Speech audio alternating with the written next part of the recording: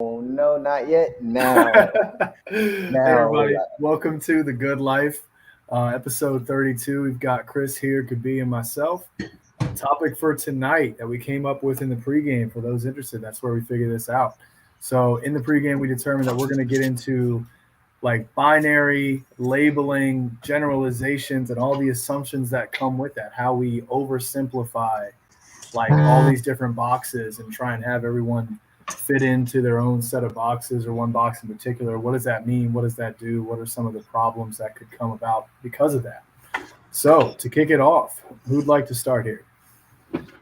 I elect Kabi. Second. I second that motion. As they say in Francais. All right, guys, listen up. So, I mean, this is a really cool topic, especially as it comes to health. And I'm going to keep the scope small for this discussion because I think there's a lot of perspectives we could look at health-wise, whether it's from the physical training aspect of it, whether it's from the dietary food consumption aspect of it, whether it's from other practices that aren't even discussed, right? In terms of maintaining energy levels. So the things like things that we don't typically hear about or talk about, like urine therapy, for example, or semen retention, or any like more specific practices. Bro, wait, whoa. You're not ready. You're not just gonna fly past that one and throw it out like those things are not. Hold on. You're not ready. I was asking me about this the other day, man. This one kind of got me, bro. Guys, listen, there are so many health practices that have died with our ancient knowledge. Urine therapy is definitely one of them. And Stu, I have been looking a lot closer, and it's something I already knew about and knew like the benefits of. It's something I just haven't worked up the stomach for, the mitigated gall here to chug it up. I'm very confused. Wait, what was in that jar? Yeah, I'm really confused right now. I don't know. Yo, Kabi, what's the high level to inform? I can't say it. I just can't. No, for real. Like urine therapy, like therapy. Yeah. By taking it in. So let me say this. To begin to even understand urine therapy, you got to understand the salts of salvation, and you've got to understand. And that's a book, by the way, you can look up and read. Salts of Salvation. I've mentioned it before on the show. Salts of Salvation. Check it out. Especially if you're a believer. Was that piss? Especially if you're a believer.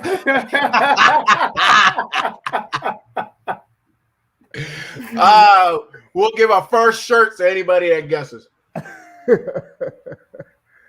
Oh, God. Shout out Philip. We don't know what that was, Philip, man. To be honest, though, we really don't. Urine therapy, baby. It works wonders. Urine therapy is actually, I believe, a critical part of how Dr. Sebi cured herpes, amongst other things. Listen, this is not the episode for this. I'm even sorry I mentioned it. You guys go ahead, look it up, but just know it is a thing, and the basis of it is salts of salvation. In that we're basically pillars of salt, essentially, right? And if you have all of these things that are continuously leaving your body, right? Your body then has to either create a new batch, or it's losing things that it needs because it's not able to absorb it. Right? So it's secreting things. We say it's waste, but it's really your body's, some of it is waste, sure, but it's really your body getting rid of things that it could not absorb. Right? So then it's a question of, do you put it back? Do you just keep it in? And do a lot of that stuff as well. Totally besides the point here. The main point which you're going back to, guys, is and there is actually, it's that piss.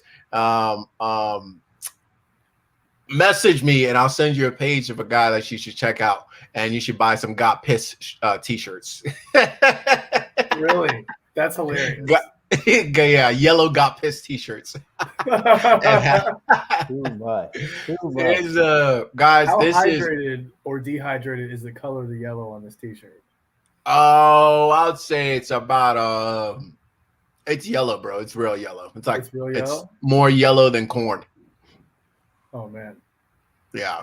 How did we get here? How did we get here? How did we get here? I'm trying to take us back to the top where we were talking about labels, and how it can be helpful, but it can also be very limited, right? Because we label let's say dietary, we put it that, right? I'm a vegetarian. I'm an herbivore. I'm an omnivore. I am a carnivore. I am a keto. I am blah, blah, blah, blah, blah, blah, blah. Guys, the problem with all of those labels is one, the benefit is that it helps you quickly communicate your preferences to the public, which is really what it is, right? Wait, go. And if you don't believe this, go sit at the table at a restaurant and refuse meat. Just to be like, oh, I'm not eating. Are you a vegetarian? Are you vegan? Have you right? And just watch the questions start to freaking roll in, right? People just are mind boggled, right? And so I've been in a situation where it's like you just say yes, just to move the thing along.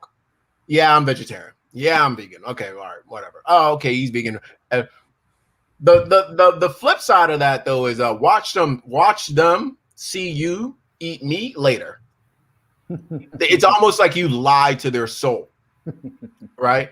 It's almost like you just like you're done. So this really stops a lot of people from doing and taking on health practices that could be extremely beneficial for a period of time, or as part of the whole, not necessarily as like, this is how I live. Oh, I was vegan for 7 years and then I stopped. You just stopped loving animals. That's what that was. You were done. They weren't cute anymore. You're now cool to eat them. See, it doesn't make sense at the end of the day. It doesn't really make sense. But it's to avoid this like harsh treatment that we put on labels, right?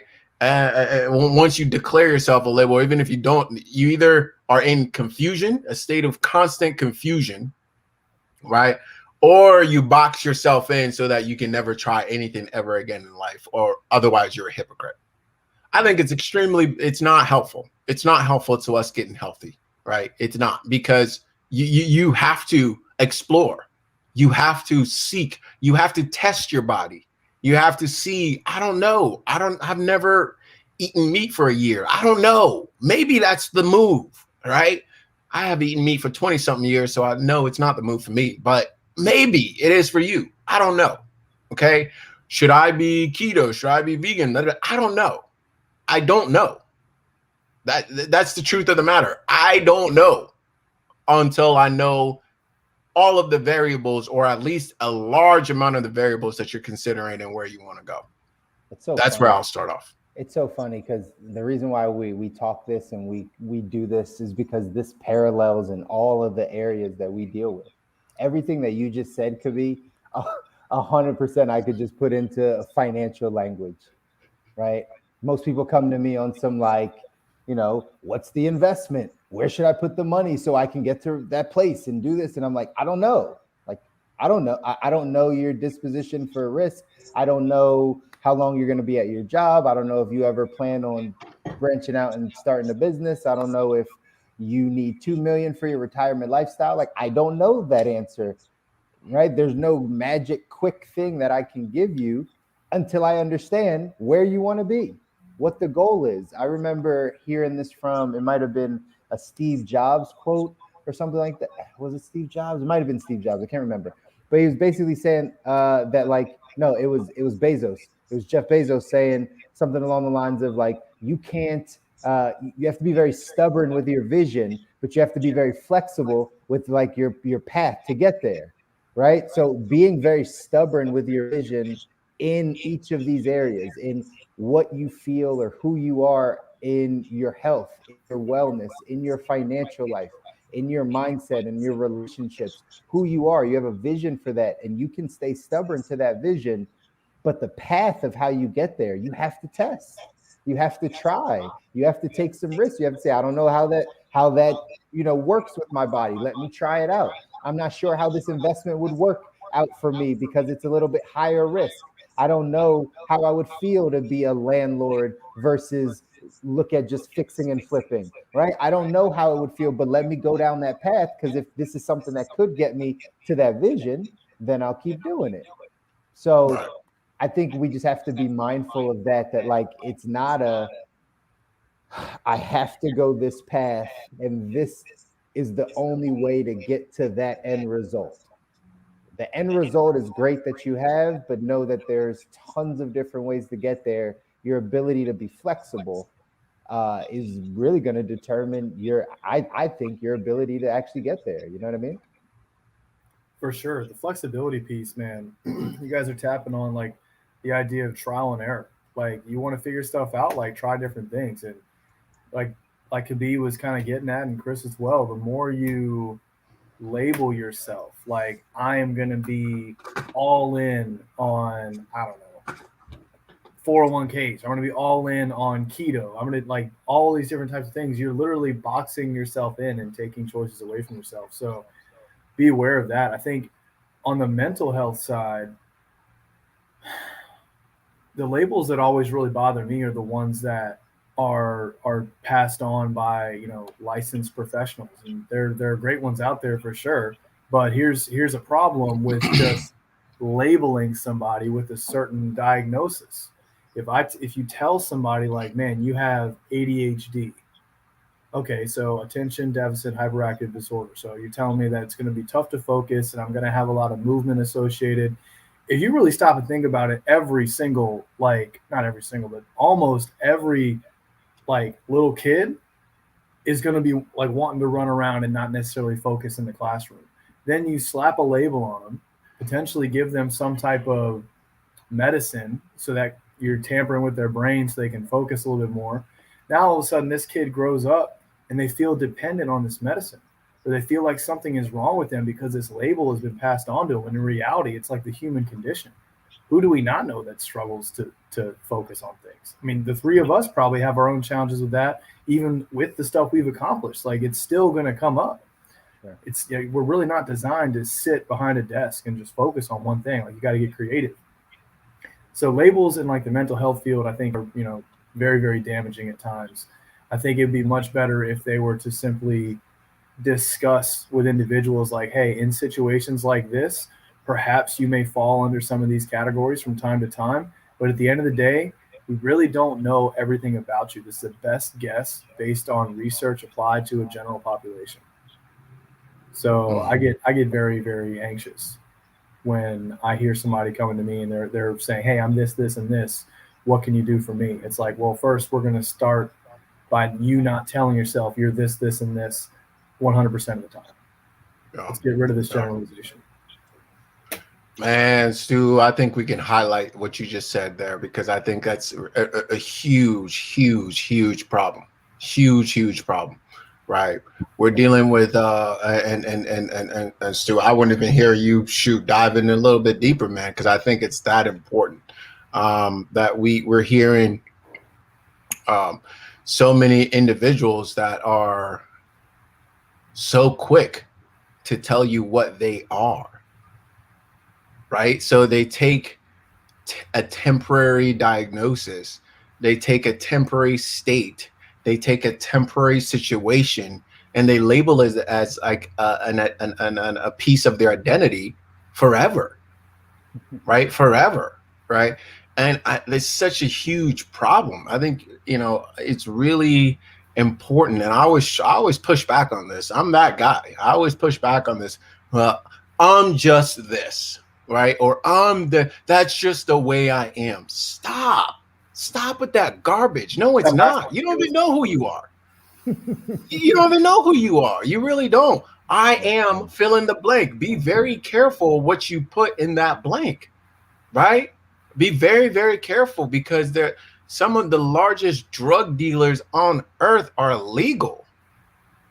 They're not walking around hiding from the law. They're sponsored by the law. They're backed up by the law. They're the biggest drug dealers we have on earth, right? Pablo looking at them like, how'd y'all do it? Seriously, like no joke. They're looking out like, man, y'all really figure this thing out. And you legal? Oh my goodness. No extradition? God, what? Right? Pablo's trying to take tips from these psychiatrists and these doctors out here, just straight handing out slips. Just blah, blah, blah. Oh, okay, you're X. Here's the solution. You're X. Here's this solution. Let's be careful, guys. Let's be careful what you label yourself, right? Especially as it comes to your health, especially as it comes to your mental. Because I can't tell you how many kids are out here, right? And we don't consider that maybe it's all the system altering man-made drugs that we literally force into their body at a rapid rate within the first few years of their lives. And we're shocked that anything ever goes wrong. How can we be shocked that anything ever goes wrong? And Stu, what I really loved about what you said is that, like, what kids you know that's not active? That's a problem. Right. You have a kid that's not active, man, that's when you should be concerned, right? I can't tell you how many classrooms I've been in, and you guys know I was a teacher for a bit, and also been a student for a really long time, right? So I'm looking through the classrooms, and I can't tell you how quick the system is to label these kids. They're so quick, super quick. Yeah, all kinds of stuff. Yeah. Why? Why? The question is why? Because it's I got a theory about this. Go ahead, bro. I think it's way easier to label a kid as a troublemaker and hand them a pill, and then for whatever happens going forward, oh, the meds aren't working, turn it up. Oh, the meds are working too much now, turn them down. Like you basically take all the blame and ownership over a teacher controlling the classroom, and you're like, that kid, oh, he's bad egg, get that guy a pill. Like it's way easier to deflect all that, rather than that teacher actually pulling that kid aside, and instead of having this one has come up so much in the last week. Instead of having a conversation around a conflict where it's you're doing this, you're making this noise in class, you're running around, you're disrupting the others. It's like, hey, by the way, what's up? Because like these are like, this is the environment we're trying to cultivate here. Like, what do you need to thrive? Like, what can we do? But instead, I feel like these conversations become very accusatory. So one thing I always go with my clients is like, hey, during conflict, do not use the word you. Don't use it. Like, the entire conversation should be spotlighted on how you are interpreting the situation, not it's me versus you. And when you start using you in that second person, it boils in there. Curious to hear. I just have another question that came to mind just thinking about this topic. Is school the only place that kids get diagnosed? Absolutely not. Where else do kids get diagnosed, like ADHD, and when it hits a parent's radar? I'm genuinely curious, right? Like who does that diagnosis, right? Like who does, like, where school is the number one place? Yeah, no question. Because school is what starts everything, right? School is what, okay, this person needs to go see this doctor who just so happens to work with all of our other kids, by the way. Right? And school is number one. But I would say it's anywhere where kids do not behave as we adults expect them to behave, right? It literally anywhere, right? Whether they're running around in church, right? I've seen that too, right? Whether they're name the group gathering that they're not behaving like they should, right? We don't consider for a second that maybe the environment isn't right. Right. And we've got when they're no longer controllable. Thank you, Yaya. And Yaya would know a lot. Yaya, you put in the chat, Trick, are you PhD or are you higher than PhD? I don't know what's higher, but I know you got them degrees and you work with kids. So that's as far as I remember. But it's madness. We don't consider for a second there that maybe the school environment isn't right for all our kids. Right. Maybe it isn't. I don't know. right? Maybe a really active, and let me use myself here. Maybe a really active, like super energetic, right? School psychologist, master's, and oh my goodness, y'all read that yourself, qualified, right? And maybe it's a situation where this kid needs something else. Maybe this kid needs more activity in their day. Maybe they shouldn't be sitting. How many adults that can sit for as long as kids do? Exactly. In school. Exactly. It's crazy to me. That was the essence of my question, really getting to the bottom of it, of like, because you guys know my standpoint, my viewpoint. Like, I'm trying to keep my daughter out of traditional education her entire time, like her entire life. So I was just thinking, like, okay, well, my daughter's hyperactive at 6 years old or 7 years old because she's running all around the grass in the yard. Like, is that a red flag for me? Right? Like, is that a red flag where I'm like, I don't know if she learns properly. Nah, man. Right? So, like, literally, if that's not my natural thought, then it's something wrong with the environment. It's something wrong with the person telling me that that's wrong, that that's a problem. Like, no, maybe you're the problem, right? Maybe like your label is the problem, right? Like that's the big part. And I really think that a lot of this stuff comes down back to our education system. 32 episodes of these, you guys have heard us talk about the good old education system and its flaws. But again, one of those areas is just that it's not really helping. It's putting labels on our children. I think most of our labels growing up come from school, come from some form of education, authority figure teaching you, coaching you, right? It comes from that, and that's where we get our labels. And so, maybe that's the place to pay attention, ladies and gentlemen, right? Maybe it's the institutions, it's the education system. It's not what's happening to our kids. It's what are they learning? Who's diagnosing this type of stuff? I think we have to get to some of these roots.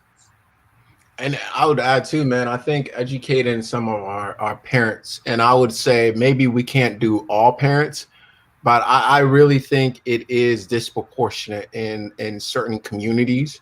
I just think, as I saw how my brother, my brother is one of these students where I saw how he was boxed in so early and consistently until he switched schools and found a completely different environment, right? So my brother went to the same school I graduated from, and my parents are thinking, oh man, this is the best situation you could personally put these kids in, etc. I, for the longest time, told my parents that, listen, I was able to handle that environment because of what I've been through before. I had those skills in place. My brother, putting him in that environment is a terrible idea. Why is it a terrible idea? He didn't have a single role model on campus until I got there as a teacher, right? Not one who could look him in the eye and could relate to his situation and speak to his situation. Not one on campus, right? Yet everybody on campus was quick to label my brother as troublemaker, hardhead, didn't listen, whatever the labels were, ADHD, has attention pain, all right, put him on this med, right? To the point where I had a real problem with my parents because I was like, why are you quick to listen to these people? Right. Well, because they have degrees and authority, blah, blah, blah, blah, blah, right? They know blah, blah, blah, right? But I was in that situation as a Black male from my particular household, and I knew how this situation was. And I knew the thing for my brother was to switch environments and to find some role models that he could look up and say, hey, Mr. X actually understands my situation. Or I could go to Mr. Y and Mr. Y can speak directly to me. And guess what? Calms him down, right? So he doesn't need those drugs to calm him down. He actually just needed somebody to hear him. He actually just needed somebody to be like, man, I get it. Home life is tough and you don't have anybody to talk to. You can come here and talk to me, right? I get you don't want to do your work because you want somebody to just listen to you, right? And hear why you don't feel like doing your homework, right? Because you're tired from track. Okay, got it, right? None of that was present. But what was quick? Oh yeah, we'll pay for him to go see this person who works with all of our other students, by the way. Right? We'll pay for him to go see this person and get on this drug. Oh, it's working now because he's zombified throughout the day. Mm-hmm. He's not him. When my brother took those drugs, I looked my brother in the eye. He was not him. That was not my brother. That was some zombie form of my brother, right? So at what point, how do you get to the parents? Because I couldn't even get to my parents. Be like, yo, y'all know we literally come from a totally different system, right? Where people weren't that quick to put it. But my parents come here, right? And they've adopted that mindset, right? They've taken on that, you call it whatever you want. I call it colonial mindset, right? Whereas these people with white coats and also happen to have white skin have all the answers. They have all the answers. They're quick to prescribe, quick to quick. But they don't have an understanding of what is it that this young man is dealing with. They don't even care. Not that they don't care, but they don't have it in their training. They're not trained to think like that. Right. I'm not saying they're bad people. I'm saying I see a lot of really good people get corrupted by the system. They want to help. They see what's going on with the kids. They want to help. But to help and make money, they got to go through the system. And coming out of the system, they're not the same individuals. Mm. Yeah, I think the intent can be there, but like you said, once you get brainwashed into thinking that this is the solution, it's this product, now all of a sudden the attention does not go on what is this person actually trying to say and communicate. What's unique about them? It's, oh, I remember this. Okay, I go to this page and I look at this table and I give you this pill. It's very Black Mirror-y. I don't know if you guys have seen that show. Very. It's just so gross. It's like, can we just like listen to this person and have them talk it out? So many people come to me trying to get off of drugs. They're like, I don't like feeling this way anymore. Like, that's what they gave me when I was super unstable, and maybe it served a purpose then. But now I have no energy or motivation to do anything. I just feel so sedated. And it's because they are literally sedated, zombified, as you mentioned. Mm-hmm. How do you try and create your own path if the moment you wake up, you're under the influence of a drug, and the moment you go to bed, you're still under that influence? Oh, wait, it's okay if it's prescribed, but it's not okay if it's served at a bar. It's not okay if it's, just grown in the ground. It's got to be your solution. And then it's okay, even though it could be an opioid. That's cool. It's kind of close to heroin. It's all good. Yeah, all good. And you can't go after them anyway. They're good. They're legally they're taken care of as of like what, last week? They're good. Right? Largest producers of opioids on they're good. Nothing, right? When you have a drug that's being pushed and peddled as much as some of these drugs are being pushed, and then something happens and I can't hold anybody responsible for it, that gives me a cause to pause. Sorry, call me what you want to call me. It just gives me cause to pause. That's what it does for me. It makes me just hit. I got a pause button somewhere around here. It makes me just hit that button like 20 times and be like, something ain't right here. It's not right, right? You got the opiate situation that just went out of bonkers for however long it's going on. And who knows, it might still be going on, but we don't talk about it anymore, right? And you can't hold anybody responsible for that. Not the drug dealers that are out here with the white coats signing slips, right, and giving them out. You can't hold them responsible for it. Nope. Not the producers of the drug. You can't hold them responsible. Nope. So take it at your own risk. Oh, okay, got it. Now we're going to force you to take it at your own risk, because that's what a lot of these kids are being done. I'm not talking about the current situation, right? I'm talking about kids who are being forced by their parents and by the freaking cartel, including their parents, right? The teachers, the psychiatrists, the doctors that run other. right? What is that kid going to do? Not take that drug? Fight it? I've heard of kids that fight it. It doesn't go very far. All right. This is, like that's terrifying to me. These kids are being forced to take this stuff, regardless of what feedback they give. My brother, it doesn't make me feel right. I feel all weird when I take it. Well, what is weird? Oh, he says he doesn't know what he's talking about. It's just weird. I'm like, no. The dude just told you he feels weird taking it. Why are we forcing this?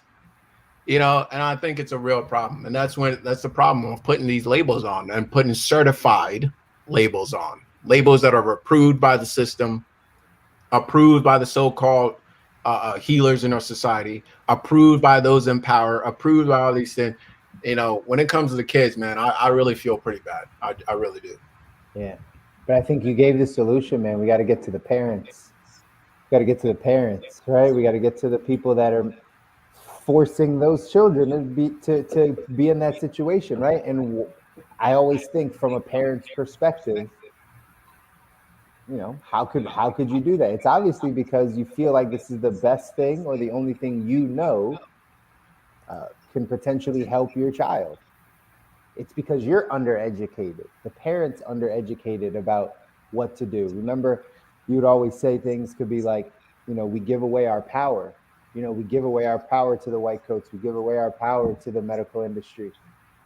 Parents really have given away their power over their children's well-being and what they feel like is best. They've given that power to teachers, to administration at schools, to doctors, to all these people, because they're undereducated and or just don't want to take the time or lack of resources. I'm sure we could point to a million different things as to why a parent wouldn't take responsibility for their, child's well-being all across the board.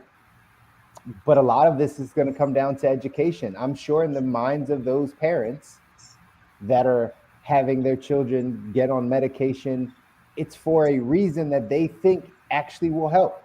Oh, this is going to help them calm down so they can learn better, so that they can be smarter, so that they can go to college, so that they can get a job, right? Like parents play these things all the way out and they think that actually is the thing. Like if they don't take this and they're getting in trouble at school and they can't pay attention, then they're going to get called out of work. Like people go through all these mental places as to the reason why they're going to let their child take that medication or why they think that's the best decision.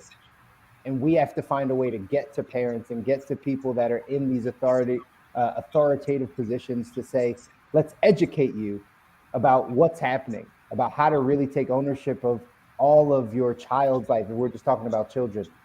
I say the same thing on the financial side, guys. Honestly, I've had this debate with a lot of people. I have a lot of connections, especially on LinkedIn in the financial literacy space, but specifically the children's financial literacy space. And what I would always say and kind of have conversations with these people is I would say, like, you can go after the children, but I'm going to go after the parents, because we could teach the kids all day long. If they go back and their parents tell them a different message, they're going to listen to their parents, right? The parents get the final say. So let's go deal with the parents. And that's where I would attack. That would be my mission. And so it sounds like the same thing that we're talking about tonight, right? How do we start to break down so we can not have children have labels at an early age or buy into those labels or create that fixed mindset early off where they start saying things like, this is just who I am, or this is just how I was raised, or whatever people start saying. But we got to start affecting where they're hearing that message. A lot of times it's in the household, it's from the parents, Amen.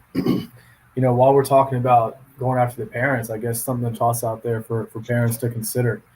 What do you think the psychological impacts are on your kids when you continuously make them consume something that they don't want to consume? I'm not talking about fruits and veggies here, although I do think there's probably some tact to that should be considered. But when you raise a child to just say, look, I don't really care what you have to say right now. This is what this random stranger said you need to ingest. So do it. what do you think? How do you think they're going to grow up? They're going to grow up thinking that their voice doesn't matter, that they don't have control over what goes into their own body. Man, that sounds super similar to these times. So I really do want people to consider, like, you look, this may be a pay attention at school issue. Yeah, I think they're absolutely right. Philip just kind of mentioned, like, there is going to be some type of negative charge that your kid has towards life, towards you guys. Like, the more stuff you make them do that they're not on board with, the just be ready. Like the rubber band thing that I mentioned earlier, people do snap. They do. And as soon as somebody feels like everything that they have to say doesn't matter, you're still going to have to do what you're told. Man, that is not a very empowered life. You are setting themselves up to believe that they don't have a choice. So just something to be wary of. And there was another comment, Chris, that you brought back to the table. Oh yeah, the narrative and generalizations. So to bring this to like an adult perspective for a moment, I still have people who are, 40 plus years in age dealing with labeling themselves as I'm just a super negative person. Like, I'm sorry, please don't mind me. It's like, no, man, like, we need to dig into that, because you're labeling yourself as a negative person, which means you're going to see things and further this belief and continue this idea that you're a negative person. So whatever happens to you, you're gonna react to it negatively. You're gonna build that in. You're gonna continue to reinforce this idea that you're a negative person. Focus on changing it from labels and generalizations to, from time to time, I feel like I have a negative reaction to this, because that will reinforce to you that it's not 100% of the time. I don't think anybody would even be on this planet if 100% of the time their response was negative. Absolutes don't exist here. Like, please just watch your word choice and watch how you self-label yourself, watch how your kids get labeled. And just remember, like, if you start telling somebody that they have to do stuff and what they say does not matter in the decision-making process, how's that going to affect the rest of their life? Totally. I'm going to throw in my 2 cents really quick just about something that popped in my head, because, as a parent, it's really important. I understand the power of language. Me and my wife had to have this conversation. I'm sure she wouldn't mind me being transparent about it. But we had a conversation about the words we speak. I like to wash my hands clean of whatever Chris is about to say. Put it on the record now, right? So when they review the footage, could be as anyway. But had this conversation about the words that we speak over our daughter, and our daughter was going through a little bit of a phase, I don't know, 8-9 months ago, maybe 10 months ago, where she would meet people, or we would interact with people, and she would get very like close to us and kind of like shy or clingy a bit, and she wouldn't speak up. And that wasn't always her way, right? She would speak to people, or like when we would say, hey, say hi, she would say hi. But then she got to this place where she would just be like, she would get behind us or get around our leg and kind of get really shy. And my wife used to always say to the person to kind of cover it up, oh, she's just shy. Oh, she's just shy. Oh, she's just shy. And I had to stop her, like probably, a month or 2 in, where I was like, listen, babe, we got to stop saying that, because she's not.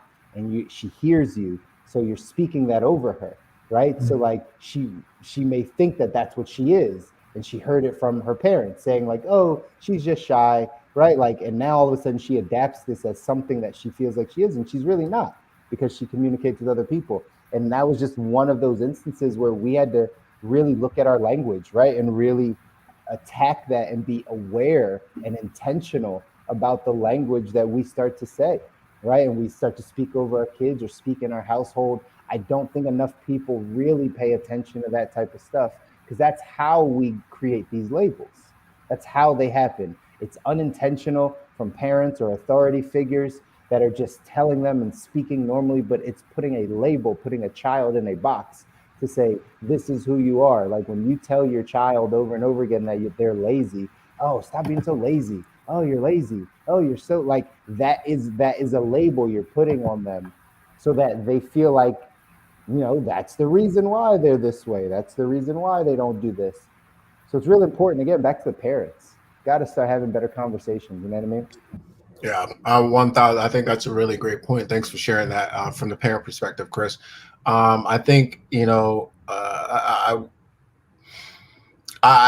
Speaking of word choice here, I want to almost backtrack a little bit, and I don't think it's an education of the parents. I actually think it's an unlearning that has to occur, because I think they actually have been educated in this direction, right? So they have been educated to think, to give ultimate responsibility over their health and their children's health to white coats, right? That's something we're all trained to do, and that's by design. Okay, that is the design of the American Medical Association, to make sure that mentally that reverence is given to white coats. And again, guys, don't get me wrong here. Don't try to box me into nothing. Don't try to label me into nothing. Because listen to what I'm saying here.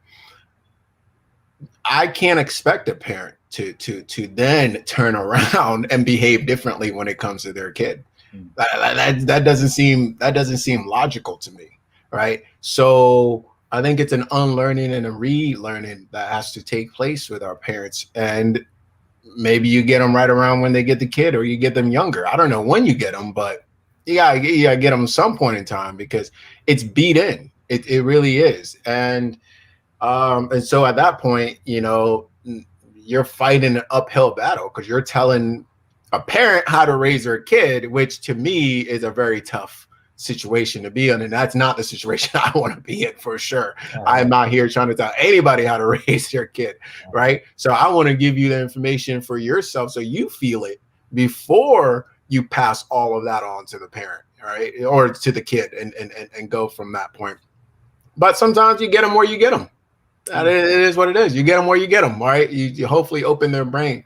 But the one thing I think we seem to come back to, and that I want to highlight maybe again, I think I highlighted a little earlier, is be very careful what you put after I am blank. Be very, very careful and very selective about that, because we are nothing and we are everything all at once. Okay. So what I want to say to that too, and this is why I always, I think it's a mistake in my personal life to forsake all things religious, because I think there's a lot of truth that comes from the holy text, all of them, by the way.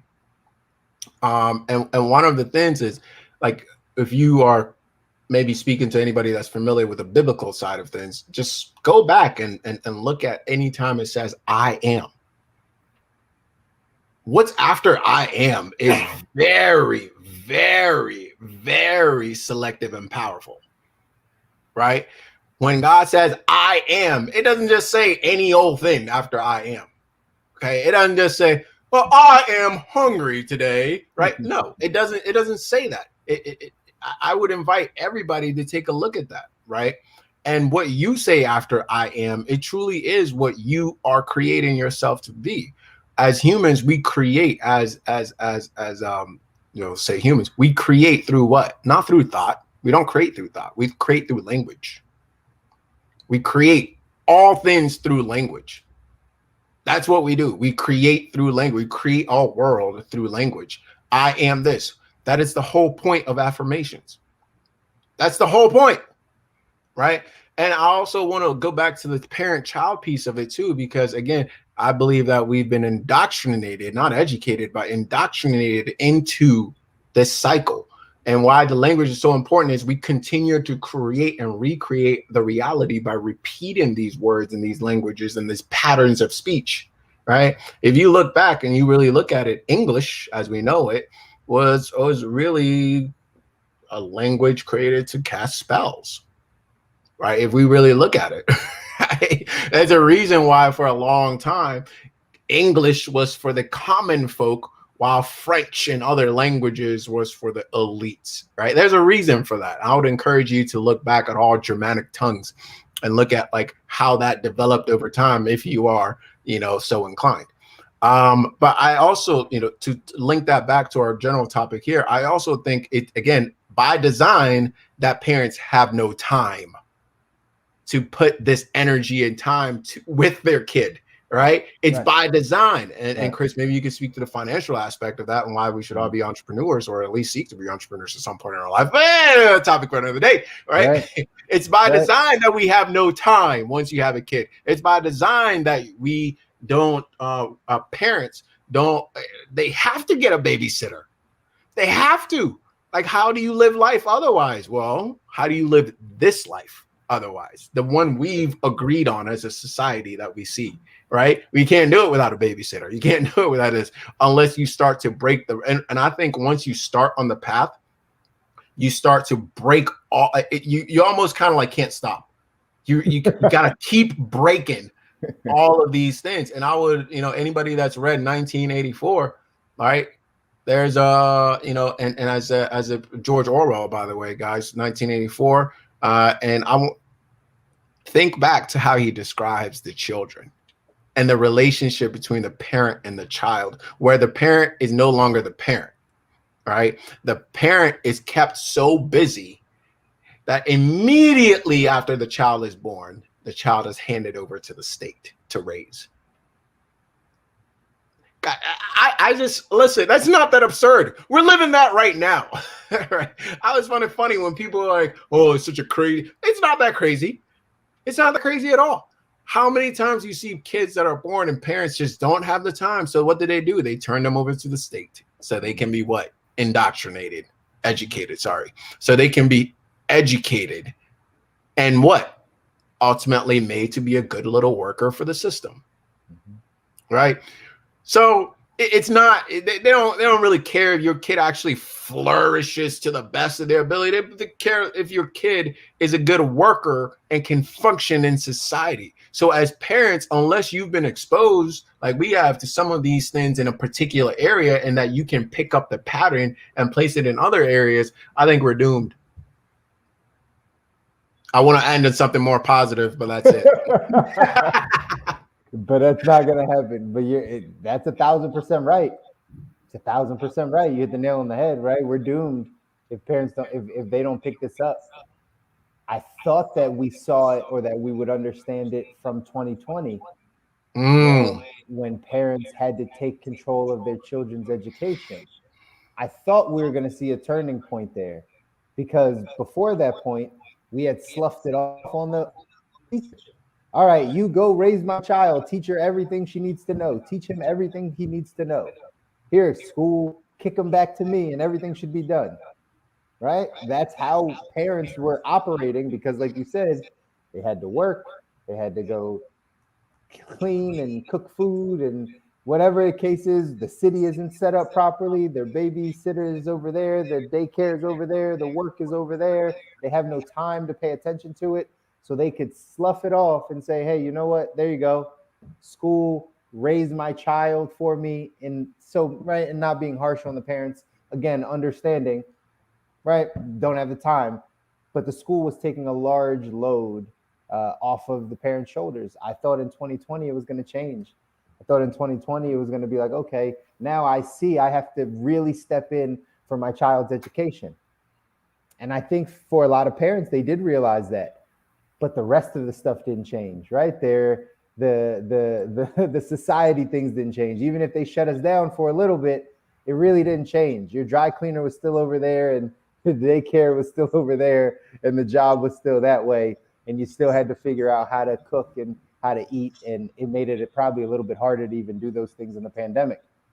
But at the end of the day, you had to learn how to take ownership over that part of your child's life. And just like you said, Kobi, I started laughing when you said it because it's so true. Once you start kind of going your own direction and you start taking ownership and you start kind of breaking away from the norms, it's almost like you can't stop, right? If I'm going to question the education system and I got to question the food pyramid, I got to question the history we're taught, I got to question, right, the exercise, the books, I got to question a lot of things. As I start to take ownership over these things, start to question the whole system. Like, oh, wait, why is she going to school again?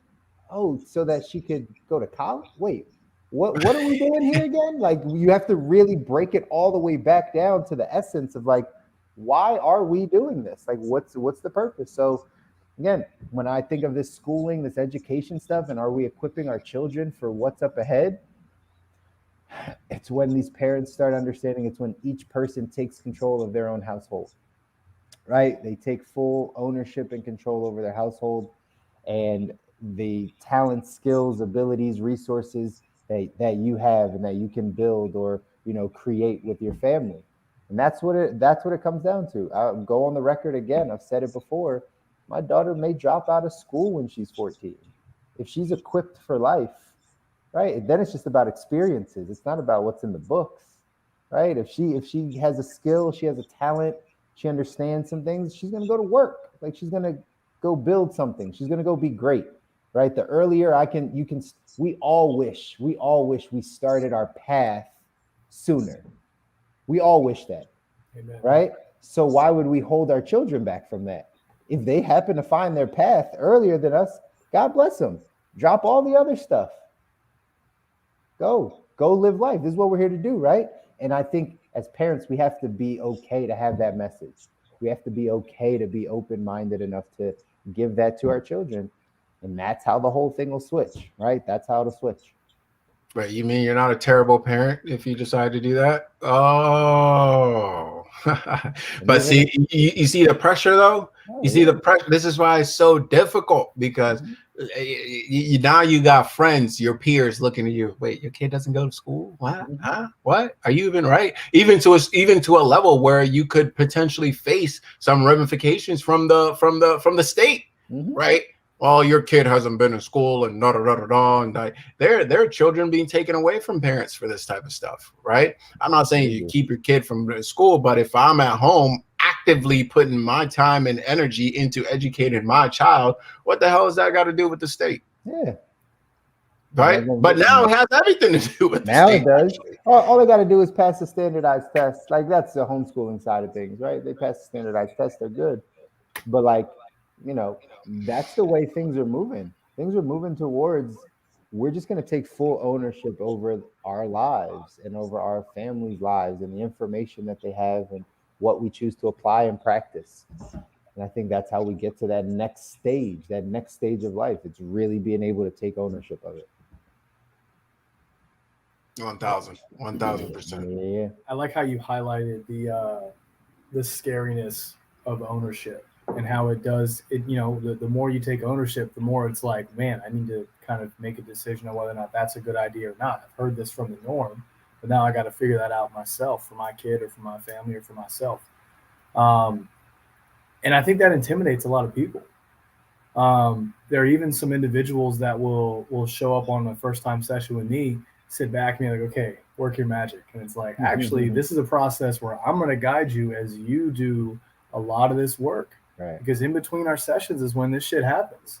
Kobi, I know how you know how it is. Chris, same deal. Like, at the end of the day, like, if you want to make change in your life, you got to do it. There's nobody out there giving it to you on a silver platter, no matter what college has to say.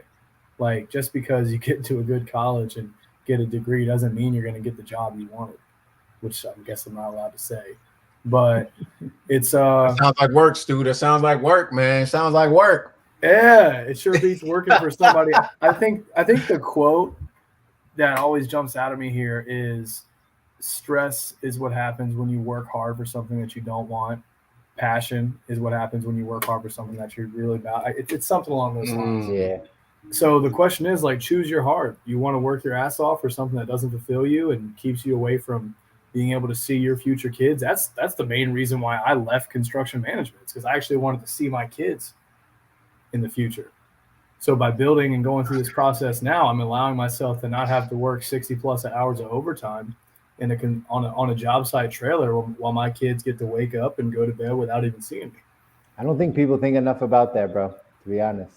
I don't think people think enough about the family structure of their life and what they want out of that in accordance to their work. Right? It's not normal. That's not what normal teaches. That's not what school teaches. That's not what, right? Even learning like basic like home life and physical education or like civics or whatever. It's literally teaching us how to move in society as we know it, with all of our as is, right? It's not teaching us to be like, Is there anything outside of this? Could I move something outside of this, right? Because and that's the thing, guys. We are here to potentially get your brain out of that bubble, right? That's what we're here to do, right? Potentially get your brain out of that bubble. Not saying the entire system is terrible and it should all be abolished, although another episode. Okay, we're not saying what we are saying is that and I know everybody feels this. That's the thing that gets me too. I know everybody feels this. When you sit down and you have a beer with a friend, when you sit down and you have whatever it is that allows you to speak the truth, okay? Everybody I talk to is there. Right? It's like, man, I feel unfulfilled. I'm working hard. Yeah, I got my degree. Yeah, I'm doing a good job. Yeah, I'm making this much money. Yeah, I'm blah, blah, blah, blah, blah. But the level of unfulfillment in life, in my opinion, as I survey the land, high, and trending up. It's not trending down. It's trending up. That's even more concerning because if it was high and we're like trending down, okay, all right, we're improving. But it's actually trending up, and it's almost like what is a J curve? It's almost like trending up faster than it was. Exponential. Thank you. I appreciate y'all. Y'all know you don't say this number there. No.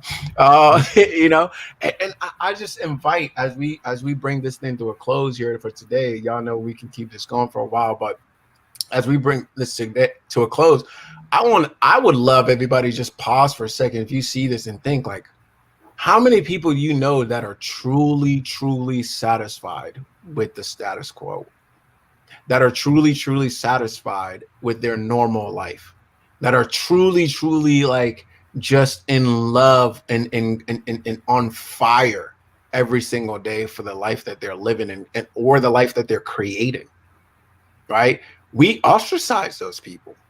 We either look up to them as some deity, like we can't do it, or we look at them, depending on what direction they go and how it lines up with society, as just like, oh, they're crazy, right? We put them out. They're beyond our reach, or they're just crazy out here somewhere, or they're like we just put them in these absurd categories. I, for one, don't look up to no man. I just don't. That's just how I was created, man. Like that's just how I am. Right? But honestly, I can legitimately say, and you can ask anybody who's known me for a long period, I don't idolize any man. I just don't, because what I look at is like, I'm really impressed by the steps that you've taken. Good job. Like whatever you did to get where you are, I didn't do it. That's why I'm not there. That's simple. It literally is that simple, right? But we either put them in these untouchable category or this absurd category, and we say, that's just not for me. I'm just not that way. I'm just not built that. That's nonsense, guys. We create with our words. So check that out, and keep coming back here with us, because we're gonna keep pushing the envelope a little bit as to how we're thinking about this whole good life thing. That's right.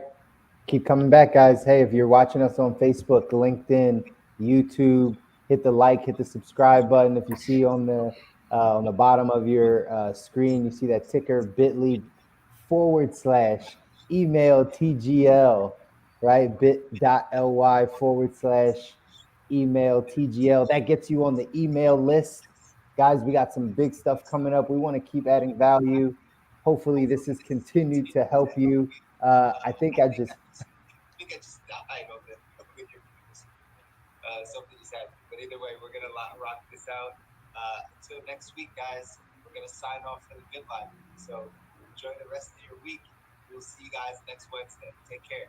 Peace out. Next Wednesday. Take care. Can you hear me? I got you. All right, bet. So we are still live on this one. Oh.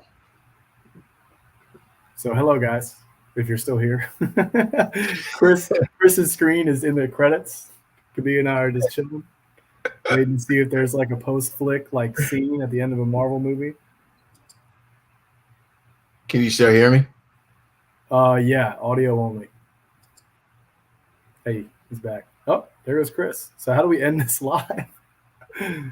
Maybe let's leave the studio. Yeah. All right.